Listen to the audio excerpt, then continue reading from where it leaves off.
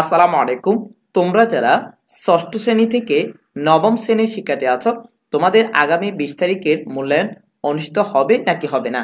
বন্ধুরা, তোমরা দেখতে পাচ্ছ বলা হয়েছে শিক্ষার্থীদের নিরাপত্তার স্বার্থে পরবর্তী নির্দেশ না দেওয়া পর্যন্ত মাধ্যমিক, উচ্চ মাধ্যমিক এবং পলিটেকনিক ইনস্টিটিউট বন্ধ ঘোষণা। এটি শিক্ষা মন্ত্রণালয় থেকে বলা হয়েছে। যেহেতু অনির্দিষ্টকালের জন্য বন্ধ ঘোষণা করা হয়েছে, সেহেতু তোমাদের আগামী 20 তারিখের যে মূল্যায়ন আছে সেটি অনুষ্ঠিত হবে না। বন্ধুরা, এর পরবর্তী মূল্যায়নগুলো কি তোমাদের অনুষ্ঠিত হবে, সেটা যদি প্রশ্ন করে থাকো, তাহলে বুঝতে হবে যে নোটিশে বলা হয়েছে অনির্দিষ্ট, অর্থাৎ পরবর্তী নির্দেশ না দেওয়া পর্যন্ত, অর্থাৎ এখানে কোনো নির্দিষ্ট করে বলা হয়নি। সেজন্য বুঝতে হবে তোমাদের পরবর্তী যে মূল্যায়নগুলো আছে সেগুলোও হওয়ার সম্ভাবনা নেই। তবে তোমাদের জন্য খুব শীঘ্রই একটি নোটিশ আসবে।